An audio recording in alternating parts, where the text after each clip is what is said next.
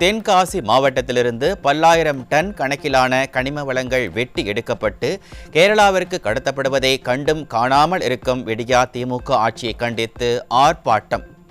தென்காசி வடக்கு மாவட்ட கழகத்தின் சார்பில் வரும் 6ஆம் தேதி மாபெரும் கண்டன ஆர்ப்பாட்டம் நடைபெறும் என அதிமுக பொதுச் செயலாளர் அறிவிப்பு.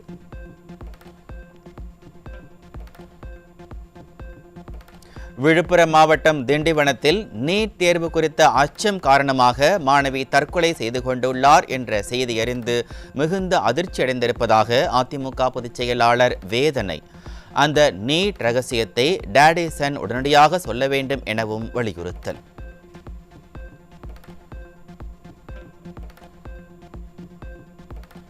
ஆட்சி பொறுப்பேற்று 4 ஆண்டுகள் ஆகியும் இன்று வரை விடியா திமுக அந்த நீட் ரகசியத்தை சொல்லவில்லை என அதிமுக பொதுச் செயலாளர் குற்றச்சாட்டு.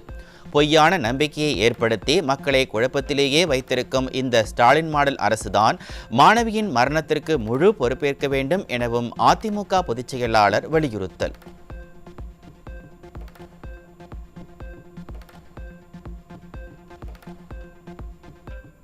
பன்னிரெண்டாம் வகுப்பு பொதுத் தேர்வில் முதல் நாளிலேயே தமிழ் உட்பட மொழி பாடத் தேர்வில் 11,430 மாணவர்கள் தேர்வு எழுதாத அவலம்.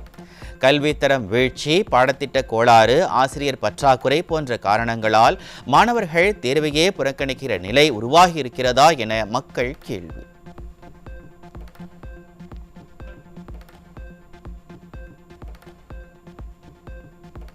தென்காசி மாவட்டம் புளியங்குடியில் அரசு உதவி பெறும் பள்ளியில் மாணவருக்கு பாலியல் தொல்லை கொடுத்த ஆசிரியர் போக்சோவில் சிக்கினார். ஸ்டாலின் ஆட்சியில் தினந்தோறும் பாலியல் வன்கொடுமைகள் அரங்கேறும் நிலையில் பள்ளிக்கு தங்களது பிள்ளைகளை அனுப்பவே அச்சப்படும் பெற்றோர்.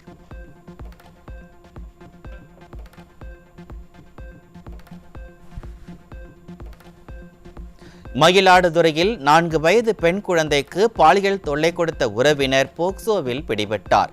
நிர்வாக திறனற்ற திமுக ஆட்சியில் குழந்தைகள் முதல் மூதாட்டிகள் வரை பாதுகாப்பு இல்லாதது மீண்டும் அம்பலம்.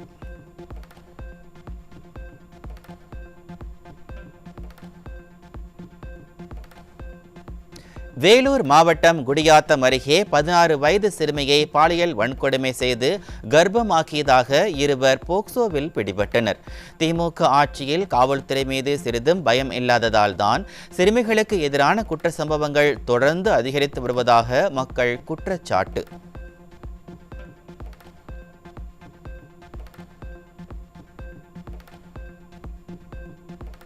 சென்னை கொளத்தூரில் மளிகை கடைக்கு சென்ற பெண்ணை அவதூறாக பேசி தாக்கிய 2 சிக்கினர். முதலமைச்சர் ஸ்டாலின் தொகுதியிலேயே பெண்களுக்கு பாதுகாப்பு இல்லாத நிலை தொடர்கதையாகி வருவதாக மக்கள் வேதனை.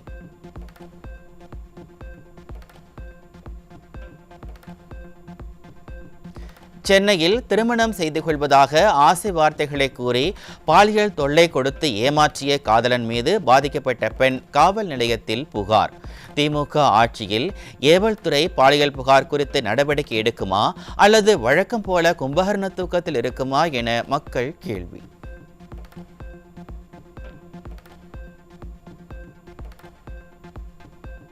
மயிலாடுதுறையில் 3.5 வயது சிறுமி பாலியல் வன்கொடுமை செய்யப்பட்ட விவகாரத்தில் யாரையோ காப்பாற்ற காவல்துறை முயற்சிப்பதாக சிறுமியின் பெற்றோர் ஆட்சியரிடம் மனு.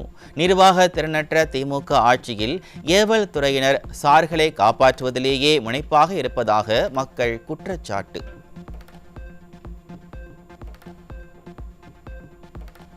திருச்சி மாவட்டம் மணப்பாறை அருகே மனநலம் பாதிக்கப்பட்ட பெண்ணுக்கு பாலியல் தொல்லை கொடுத்த 45 வயது நபர்.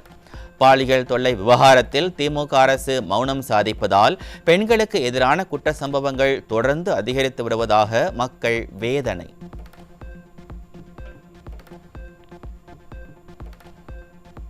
சேலம் மாவட்டத்தில் உள்ள தனியார் மருத்துவமனைகளில் பாலினம் கண்டறிந்து விதிமுறைகளை மீறி கருக்கலைப்பு செய்த விவகாரத்தில் தரகராக செயல்பட்ட பெண் உட்பட 2 பிடிபட்டனர்.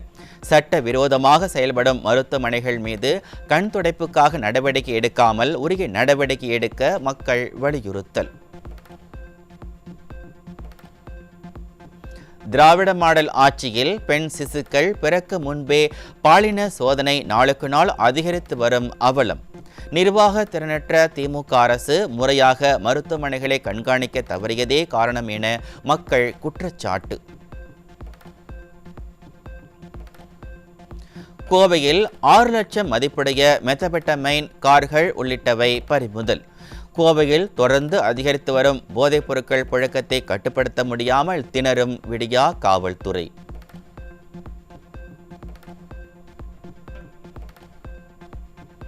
தமிழகத்தில் திராவிட மாடல் ஆட்சியில் மக்கள் அதிக அளவில் மதுவிற்கு அடிமையாகி வருவதாக அதிர்ச்சி தகவல் வெளியான நிலையில் திராவிட மாடல் மது ஒழிப்பு போராளிகள் எங்கே என மக்கள் கேள்வி. 1,12 லட்சம் பேர் மது போதைக்கு அடிமையாகி ஆண்டுக்கு 68,000 கோடி ரூபாய் மதுவுக்காக செலவிடுவதாகவும் 70 லட்சம் பேர் தினந்தோறும் மது அருந்துவதாகவும் தகவல். சென்னை 7 கிணறு பகுதியில் தாயை அடித்து துன்புறுத்தியதால் தந்தையை இரும்பு ராடால் அடித்து கொலை செய்த மகன். கொலை செய்த பின்னர் அதனை வீடியோவாக எடுத்து உறவினருக்கு அனுப்பிய கொடூரம். கோவை மாவட்டம் சூலூர் அருகே மனைவியை துப்பாக்கியால் சுட்டுக் கொன்ற பின்னர் கேரளாவுக்கு தப்பி ஓடிய கணவன் தற்கொலை செய்து கொண்ட பரிதாபம். திருமணத்தை மீறிய உறவை மனைவி கைவிடாததால் கணவன் ஆத்திரம்.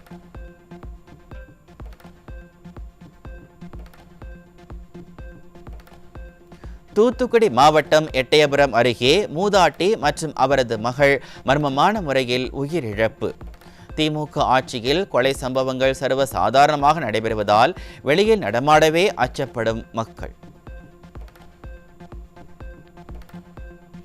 3 ஏக்கர் விவசாய நிலத்தை திண்டிவனம் சார் ஆட்சியர் போலியான நபருக்கு பட்டா வழங்கியதாக கூறி விழுப்புரம் மாவட்ட ஆட்சியர் அலுவலகத்தில் உடலில் மண்ணெண்ணெயை ஊற்றிக்கொண்டு மாற்றுத்திறனாளி தற்கொலை முயற்சி. நிர்வாக திறனற்ற ஸ்டாலினின் திமுக ஆட்சியில் துணிச்சலுடன் அதிகாரிகள் சட்டவிரோத சம்பவங்களில் ஈடுபடுவதாக மக்கள் குற்றச்சாட்டு. திருப்பள்ளூரில் கஞ்சா கடத்தி சிக்கிய இளைஞரின் மனைவியிடம் ஜிபே மூலம் லஞ்சம் கேட்கும் காவலர். ஸ்டாலினின் கட்டுப்பாட்டில் உள்ள காவல்துறை இதுபோன்று லஞ்சம் வாங்கிக் கொண்டு துணை போவதால் தான் போதைப் பொருட்களை கட்டுப்படுத்த முடியவில்லை என மக்கள் குற்றச்சாட்டு. எவ்வளோ நேரம் அப்போ டக்குன்னு 10,000 5,000 கிடந்தா செலவு பண்ண காசு அனுப்புமா இது கூட நான் ஓரளவுக்கு அட்ஜஸ்ட் பண்ணுவேன். 200 300 ரூபாய் பரவாயில்ல, 1000 ரூபாய் நான் என்ன பண்ணுவேன் சார்? இருங்க சார், இப்போ ஈவினிங்குள்ள நான் எப்படின்னா அனுப்புறேன் சார். ஒன்னா அனுப்பினா விடுமா வேலையை பாருமா அனுப்புறோம் எப்படினாலும் உடனே அனுப்புவோம் டக்குன்னு. இதெல்லாம் ஒரு மேட்டர் இல்லை. சுகாதாரத்துறையின் அலட்சியத்தால் சென்னை கிண்டி அரசு மருத்துவமனையில் மீண்டும் பணிச்சுமை, மருத்துவர்கள் பற்றாக்குறை. 24 மணி நேரமும் கட்டாய பணி செய்வதால் நோயாளிகளுக்கு தவறான சிகிச்சை அளிக்க நேரிடும் அபாயம் இருப்பதாக மருத்துவர்கள் குற்றச்சாட்டு. திருவண்ணாமலை மாவட்டம் செய்யாறு அருகே குடிபோதையில் இளைஞர்கள் மோதிக்கொண்ட அவலம். திமுக ஆட்சியில் வீதிதோறும் மதுக்கடைகள் இருப்பதால் குடிப்பழக்கத்திற்கு அடிமையாகி சீரழிந்து வரும் இளைஞர்கள்.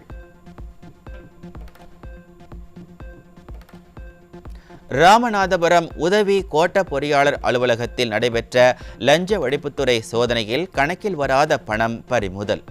திமுக ஆட்சியில் அரசு அலுவலகங்களில் லஞ்சம் தலைவிரித்து ஆடுவதாக மக்கள் குற்றச்சாட்டு. விழுப்புரம் மாவட்டம் விக்கிரவாண்டி சார் பதிவாளர் அலுவலகத்தில் கணக்கில் வராத ரொக்க பணம் மற்றும் ஆவணங்கள் லஞ்ச ஒழிப்புத்துறையால் பறிமுதல்.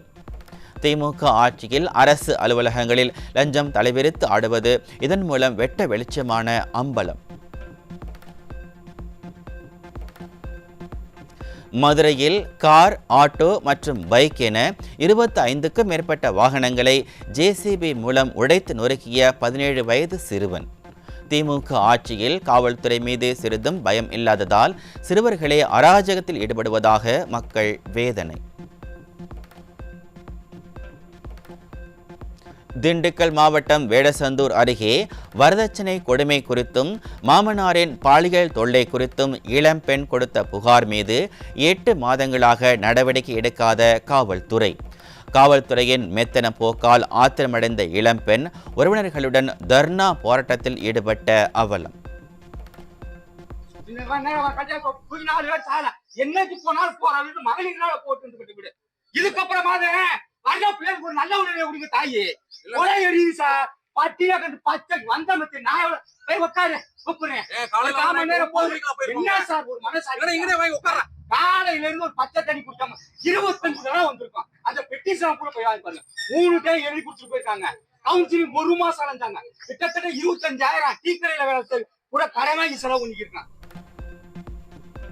திருவண்ணாமலை மாவட்டம் வந்தவாசியில் தெருநாய் கடித்து குதறியதில் காயமடைந்த 2 பள்ளி மாணவிகள் அரசு மருத்துவமனையில் அனுமதி. நாய்களை பிடித்து வெறிநாய் தடுப்பூசி போடுவதாக கூறி கண்துடைப்பு நாடகத்தை நடத்தும் நகராட்சி நிர்வாகம் நாய்களை கட்டுப்படுத்த நிரந்தர தீர்வு காண வேண்டும் என மக்கள் வலியுறுத்தல். திண்டுக்கல் மாவட்டம் பழனி அருகே ரேஷன் கடைகளில் எடை குறைவாக பொருட்கள் வழங்கப்படுவதாக புகார். திமுக ஆட்சியில் ஆழ்ந்த தியானத்தில் உள்ள அதிகாரிகள் ரேஷன் கடைகளில் முறையாக ஆய்வு மேற்கொண்டு உரிய நடவடிக்கை எடுக்க வேண்டும் என மக்கள் வலியுறுத்தல். சென்னை அண்ணா நகரில் போக்குவரத்து காவல் சிறப்பு உதவி ஆய்வாளரிடமிருந்து வாக்கி டாக்கியை பிடுங்கிச் சென்ற மர்ம நபர்கள். காவல் ஆய்வாளரிடமே வழிப்பறி செய்யும் அளவிற்கு திமுக ஆட்சியில் கொள்ளையர்களுக்கு துணிச்சல் வந்துவிட்டதாக மக்கள் வேதனை.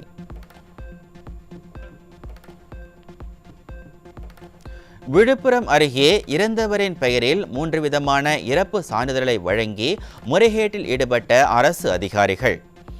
அரசு அலுவலகங்களில் அதிகாரிகள் தொடர்ந்து முறைகேட்டில் ஈடுபடுவது ஸ்டாலின் அரசு எப்போது கண்டிக்கும் என மக்கள் கேள்வி.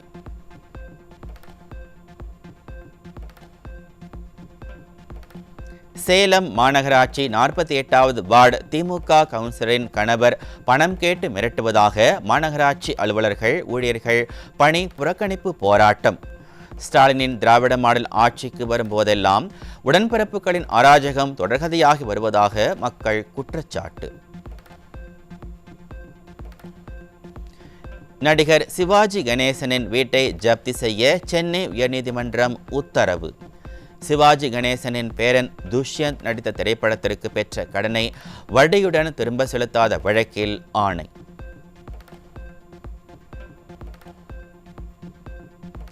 சென்னை மாநகராட்சிக்கு பல்வேறு பகுதிகளில் குடிநீர் முறையாக வழங்கப்படுவதாக திராவிட மாடல் அரசு விளம்பரங்கள் செய்தாலும் கண்ணகி நகரில் குறை தீர்க்கும் முகாமை நடத்த வேண்டிய அவசியம் ஏன் ஏற்பட்டது என மக்கள் கேள்வி. சுனாமி நகரில் நாள்தோறும் 10 லட்சம் லிட்டர் தண்ணீர் வழங்கப்படுவதாக கூறப்பட்டாலும் நீர் பற்றாக்குறை பிரச்சனை நீடிப்பதாக மக்கள் குற்றம் சாட்டியதை மாரத்தான் புகழ் அமைச்சர் ஒப்புக்கொண்ட நிலையில் குடிநீர் முறையாக வழங்கப்படுவதாக எப்படி கூறுகிறீர்கள் என மக்கள் கேள்வி. நிர்வாக திறனற்ற ஸ்டாலினின் அரசால் மக்களுக்கு குடிநீரை கூட முறையாக வழங்க முடியாத நிலையில் குடிநீர் கண்காணிப்பு என்ற பெயரில் 8000 மீட்டர்களை பொருத்தி மக்களை சுரண்ட மேலும் ஒரு திட்டம். உள்ளாட்சி நல்லாட்சி என்று விடியா அரசு கொடுத்த விளம்பர விடியல் இதுதானா என மக்கள் கேள்வி. பொருளாதாரத்தில் பின்தங்கிய பிரிவைச் சேர்ந்த 1,10,000 பேருக்கு தனி வீடு கட்ட 2,10,000 ரூபாய் மானியம் வழங்கப்படும் என்ற தமிழக அரசின் அறிவிப்பு செயல்பாட்டிற்கு வராமல் அறிவிப்போடு நின்றுவிட்டதாக புகார். நிதி ஒதுக்கீடு பற்றிய தகவல்கள் வெளிவராத நிலையில் விளம்பரம் மட்டும் வெளியாவதாகவும் நிஜமான உதவி திராவிட மாடல் ஆட்சியில் இல்லை எனவும் மக்கள் குற்றச்சாட்டு. செங்கல்பட்டு மாவட்டம் படூரில் சக மாணவிகளுடன் அளவிற்கு அதிகமாக மது குடித்த தனியார் கல்லூரி மாணவி உயிரிழப்பு. திமுக ஆட்சியில் தெருவுக்கு தெரு மதுக்கடையை திறந்து வைத்து மாணவ மாணவிகளின் உயிரோடு விளையாடுவதாக மக்கள் குற்றச்சாட்டு.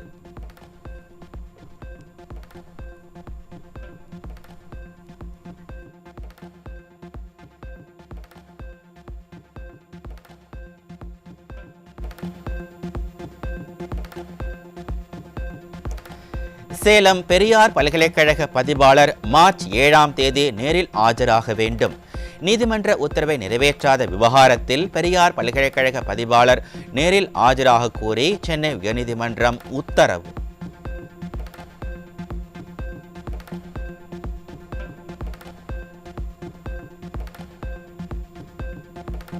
புதுக்கோட்டையில் குடிசை கூரை மாற்றும் பணியில் ஈடுபட்டிருந்த தொழிலாளர்கள் மீது மின் கம்பியில் இருந்து மின்சாரம் பாய்ந்ததில் ஒருவர் உயிரிழந்த நிலையில் 3 பேர் படுகாயம். விடியா திமுக அரசு மின் கம்பிகளை முறையாக பராமரிக்காததால் மின்சார விபத்துக்கள் தொடர்கதையாகி வருவதாக மக்கள் குற்றச்சாட்டு. ஊழலற்ற ஆட்சி என மைனாரிட்டி பாஜக அரசு தன்னைத்தானே பாராட்டிக் கொள்ளும் நிலையில் செபி முன்னாள் தலைவர் மதாவி புரிபுக் உள்ளிட்ட 5 அதிகாரிகள் மீது எஃப்ஐஆர் பதிவு செய்ய மும்பை உயர்நீதிமன்றம் உத்தரவு.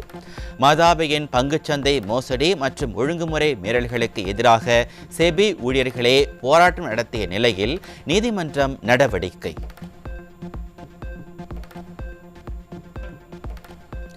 உலக மக்கள் தொகையில் 40% பேருக்கு தாங்கள் பேசும் புரிந்து கொள்ளும் மொழியில் கல்வி பெறுவதற்காக வாய்ப்பு இல்லை என யுனெஸ்கோவின் உலகளாவிய கல்வி கண்காணிப்பு குழு அறிக்கை. குறைந்த மற்றும் நடுத்தர வருமான நாடுகளில் இந்த எண்ணிக்கை 90% அதிகரித்திருப்பதாகவும் தகவல்.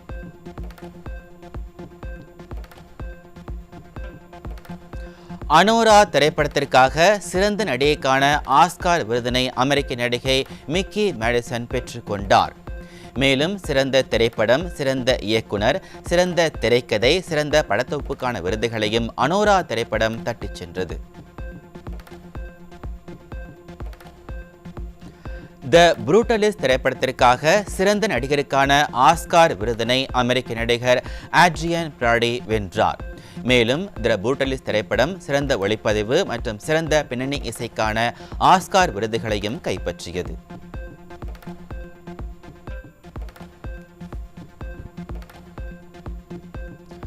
ரஷ்யா தாக்குதலை நிறுத்தினால்தான் போர் நிறுத்த பேச்சுவார்த்தை மேற்கொள்ள முடியும் என யுக்ரைன் அதிபர் ஜெலன்ஸ்கி திட்டவட்டம்.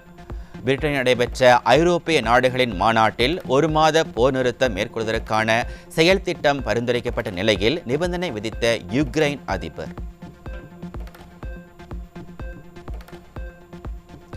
இஸ்ரேலிய எல்லைக்குள் சட்டவிரோதமாக நுழைய முயன்றதாக கூறி கேரள மாநிலத்தைச் சேர்ந்த கேப்ரியல் ஃபெரேரா என்பவர் சுட்டுக் கொல்லப்பட்டுள்ளார்.